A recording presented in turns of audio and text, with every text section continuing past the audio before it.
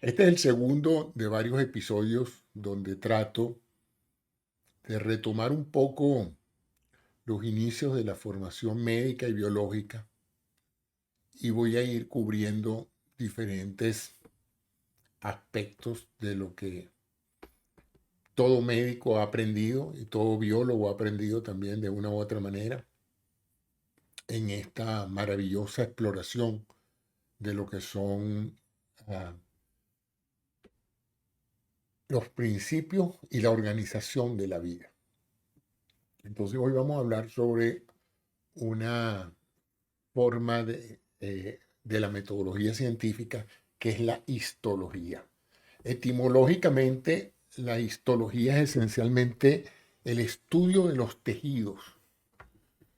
Ahora ustedes se preguntarán, bueno, ¿y qué es un tejido? Bueno, un tejido es una forma de organización celular. En otras palabras, la unidad básica de la vida es la célula. La materia, como la conocemos hoy, ese agregado de partículas que llamamos átomos y esos agregados de átomos que forman moléculas complejas, algunas sencillas como la del agua o la del oxígeno, pero otras mucho más complejas como las proteínas. Hay dos formas de organizar esa materia y podríamos entonces dividir esa organización de la materia en dos grandes grupos: la materia orgánica y la inorgánica, entendiendo por la materia orgánica aquella que va a organizarse para formar vida, y la inorgánica es el resto. De tal manera de que todos esos elementos que conocemos de la química, el carbono, el oxígeno, el hidrógeno, el nitrógeno, esos están en todas partes del universo. Pero en ciertas formas de organización, esas partículas, esos átomos van a producir moléculas orgánicas. En el caso de nosotros, en la vida en el planeta Tierra, son moléculas basadas en el núcleo del carbono. O sea que si ustedes me dijeran a mí qué es un organismo vivo, es una forma organizada de átomos de carbono, ya que la gran mayoría de la química orgánica que forma todo organismo vivo en este planeta está basada en el núcleo del átomo de carbono, rodeado de otras moléculas y otros elementos, pero casi todo está basado en la molécula de carbono. Y dentro de esa molécula de carbono, pues, están todas esas formas complejas de organización que de alguna u otra manera, a partir de fenómenos bastante complejos de entender en su origen, se transformaron en organismos vivos. Entendiendo un organismo vivo, es un organismo capaz de reproducirse, cumplir un ciclo de vida y después dejar de existir para dar lugar a otro. De tal manera de que eso es lo que llamamos vida. Los virus, que tienen una organización similar, de hecho tienen ARN o ADN, no se consideran organismos vivos porque ellos no se pueden reproducir. Ellos son simplemente un código. Pero los organismos vivos, eucariotas, sí pueden en un momento dado dar lugar a generaciones de cada una de esas cuestiones.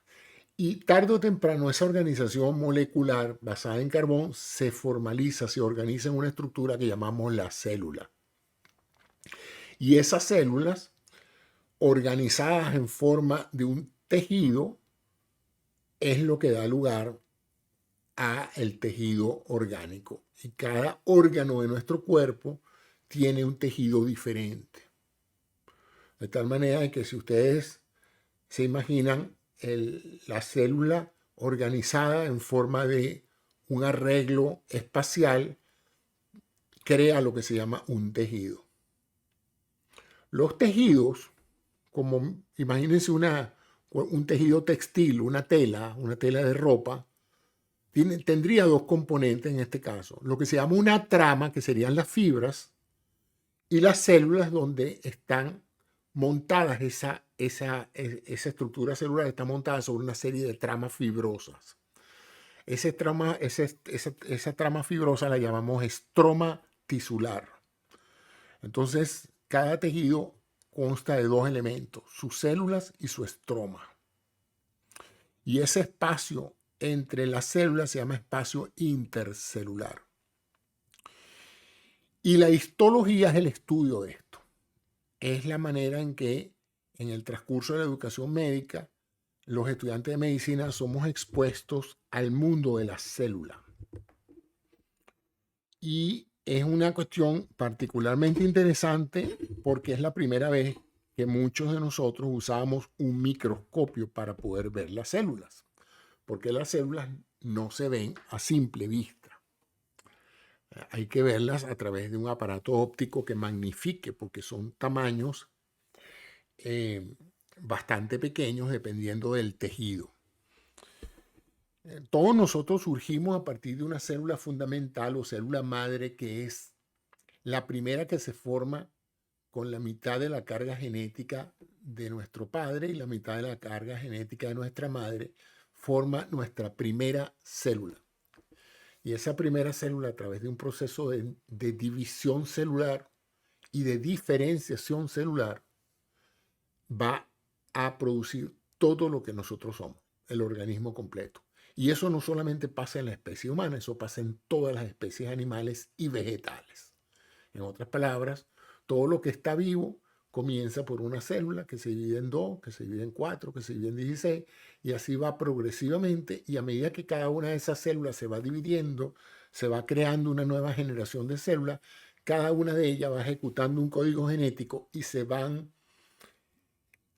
especializando en lo que van a ser las diferentes células. Una va a ser la célula muscular, otra va a ser una célula ósea, otra va a ser una célula de riñón, otra va a ser una célula de corazón, y así cada órgano va a ir formándose a partir del desarrollo de la duplicación y de la especialización de cada una de esas células hasta llegar a producir los diferentes órganos que conocemos. Eso se produce en los primeros meses del embarazo en un proceso que se llama organogénesis.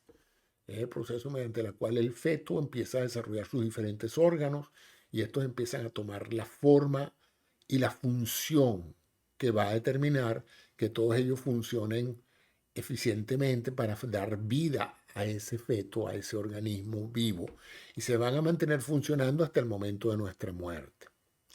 Por lo tanto, se podría decir que todas las enfermedades que no sean accidentes surgen a partir de un cambio celular, de un cambio en los tejidos.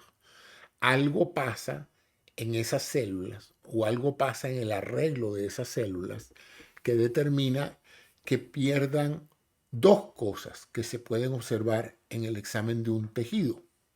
Esas dos cosas son la morfología, es decir, la forma y el contorno de la célula y del tejido, o el funcionamiento, que es cuando aparentemente no hay cambios, pero el órgano no está funcionando adecuadamente. Entonces, el estudio de estos tejidos es importantísimo para saber qué está pasando con un tejido, con un órgano y con un paciente, con una persona. Entonces, la histología se enseña en todas las escuelas de medicina en una etapa temprana, donde se le permite a los estudiantes conocer el mundo microscópico de los tejidos para que aprendan a reconocer los diferentes tipos de células, y en particular es de interés los cambios que esas células sufren, producto, digamos, de tres procesos más o menos observables. El primero, que es bastante observable, es el cambio morfológico derivado del daño a la célula. La célula tiene una integridad dada por sus membranas, y cuando estas membranas se rompen o se deterioran, se deforman, la célula cambia de aspecto y empieza a dejar de funcionar adecuadamente. Otro aspecto es el exceso de duplicación celular, que nosotros lo llamamos hiperplasia, es decir, un aumento en la división celular que va a producir mayor cantidad de tejido y es lo que llamaríamos tarde o temprano un tumor benigno, es decir, una proliferación celular descontrolada que va a producir pues un exceso de tejido que puede en un momento dado afectar la morfología del órgano y también su funcionamiento. Entonces sería una displasia celular. Y tendríamos entonces la otra que sería ya la, el cáncer, es decir, la proliferación cancerosa o ya el proceso de reproducción descontrolada con pérdida de la función y del aspecto celular. Y ahí tenemos no una célula benigna que se está duplicando descontroladamente, sino tenemos ahora una célula maligna, una neoplasia. Entonces tendríamos entonces un tejido normal, un tejido inflamado, un tejido hiperplásico o un tejido neoplásico, es decir, un nuevo tejido que está realmente diferente al tejido de donde surgió. Y ese es el problema del cáncer, es decir, un tejido desarrollado a partir de células primarias de ese órgano, pero que tarde o temprano pierde control sobre su función y morfología y termina causando problemas en el resto del órgano. ¿Cómo se estudia la histología? La histología se estudia a partir de la muestra histológica, de la prueba de tejido, lo que mucha gente llama la biopsia. La biopsia es de un órgano, se extrae un pedazo de tejido, ese pedazo de tejido es procesado a través de un proceso bien interesante, porque para poderlo ver en el microscopio, tenemos que hacer una preparación especial que consiste no solamente en adelgazar el pedacito de tejido que vamos a ver para que la luz pueda pasar a través de esa lámina de tejido, sino también tenemos que colorearla y tenemos que de una u otra manera mantener su estructura para que los cambios que podemos observar en el microscopio sean cambios válidos o útiles para el diagnóstico. Las personas que se encargan de este tipo de diagnóstico celular se llaman histopatólogos o anatomopatólogos. Son personas que hacen la anatomía patológica. La anatomía patológica es esa especialidad de la medicina que tiende a hacer el diagnóstico preciso de un daño a un tejido o de una enfermedad. Hay dos tipos de hacer ese análisis. Uno es lo que se llama la anatomía patológica macroscópica, que es la de observar los órganos y concluir sobre el posible diagnóstico viendo al órgano. Y la otra es la anatomía patológica microscópica, que es la que estoy hablando ahora. Es realmente fascinante el mundo de la histopatología porque nos lleva pues a la invención del microscopio, una de las más grandes conquistas de la tecnología médica que permitió abrir el mundo del diagnóstico y del tratamiento al mundo microscópico, a la detección de ese cosmos de bacterias y de organismos vivos, parásitos, hongos, que pueden solo verse a través de la magnificación que un microscopio puede aportar. De tal manera de que esta es una carrera apasionante con relativo poca interacción con el paciente.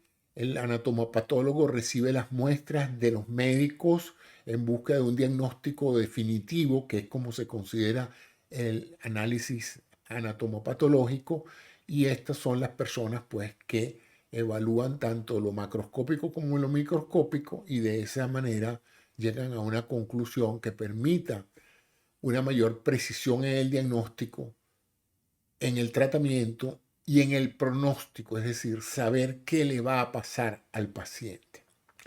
Entonces esto es un aspecto fascinante, yo lo recuerdo con gran nostalgia. Allí uno pasa en el entrenamiento médico, uno pasa por las etapas de preparar las muestras de tejido, descubre uno ese fascinante mundo del laboratorio. Es la primera vez probablemente que uno se forma en un laboratorio médico, donde trabaja pues con soluciones, con situaciones tintoriales. Yo saqué aquí algunas cosas que vale la pena reseñar en este programa. Y como les dije, la histología es la rama de la biología que estudia los tejidos, grupos de células que trabajan juntas para llevar a cabo funciones específicas. Ya lo mencioné antes. Y en este proceso de hacer esto tiene un valor fundamental, que es la capacidad, como les dije, de saber, de descubrir qué es lo que le está pasando al paciente, cuál es la magnitud del daño a los órganos, qué tan extenso se ha llevado un proceso. Y casi siempre son procesos inflamatorios, hiperplásicos, atróficos o neoproliferativos, ¿no? Y entonces, bajo estos tres criterios, los anatomopatólogos dan su veredicto y es usualmente un requisito esencial para poder concluir exactamente qué es lo que una persona puede tener. Entonces, hay tres tipos de diagnóstico o tres niveles de diagnóstico. Cuando una persona habla por primera vez con un médico, existe lo que se llama el diagnóstico presuntivo. Es decir, es lo que el médico concluye a partir de la información verbal que está recibiendo el paciente y del interrogatorio que el médico hace de este paciente. Él acumula una serie de indicios que le permiten en un momento dado hacer un diagnóstico presuntivo. Se llama presuntivo porque hay que probar la hipótesis diagnóstica. Él no solamente hace un diagnóstico, sino que él crea una lista de posibles alternativas, que es lo que se llama el diagnóstico diferencial. Es decir, yo creo que este paciente puede tener esto, pero también voy a considerar la posibilidad de que tenga esto otro o otros casos, ¿no? Porque muchas veces los síntomas y signos pueden ser presentados por diferentes enfermedades.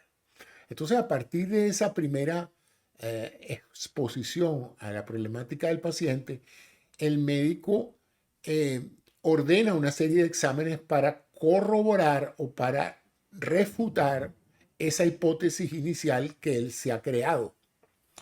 Y entonces este primer enfoque le permite a él confirmar lo que estaba pensando que podía tener el paciente, o al cambiar la posibilidad hacia otro diagnóstico que probablemente sea más importante o útil de utilizar. Después, ¿qué pasa? Hay lo que se llama el diagnóstico de la prueba terapéutica, que es que el médico puede, sobre la base de su examen físico y del interrogatorio del paciente, decidir iniciar un tratamiento. Y si ese tratamiento es efectivo, él puede concluir de cierta manera que realmente su diagnóstico fue apropiado y por lo tanto la terapéutica fue la correcta.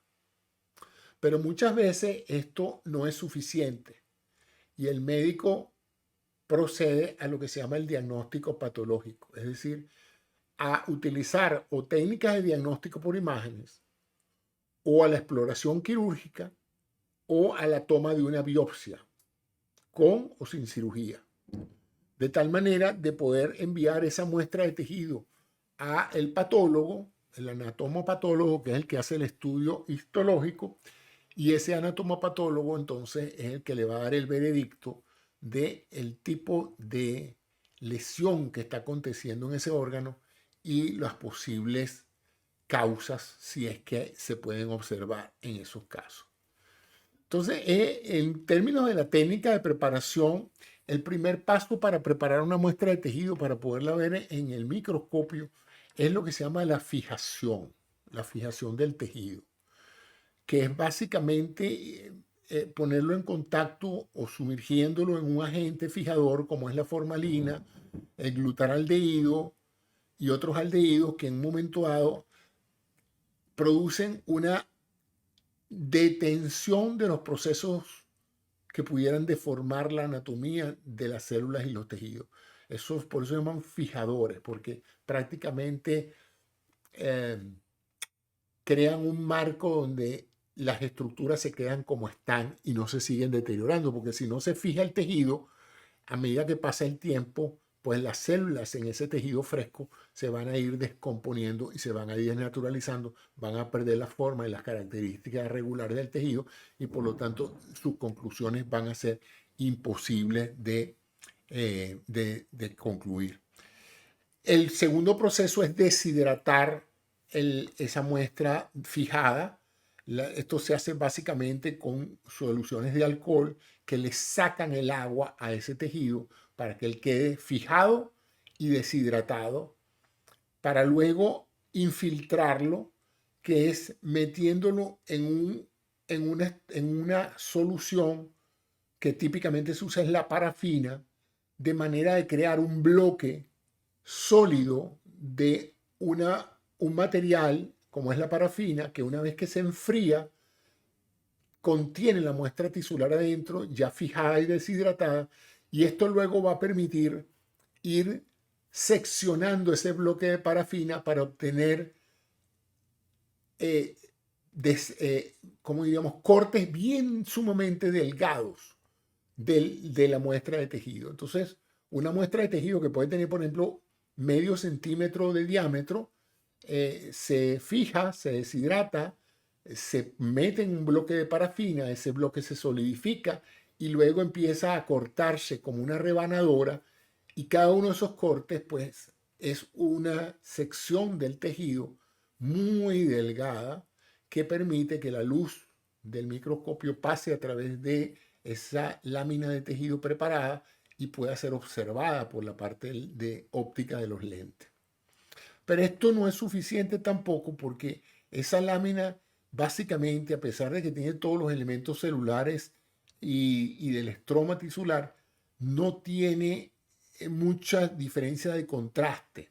Entonces hay que colorearla y para eso se usan una serie de tinturas.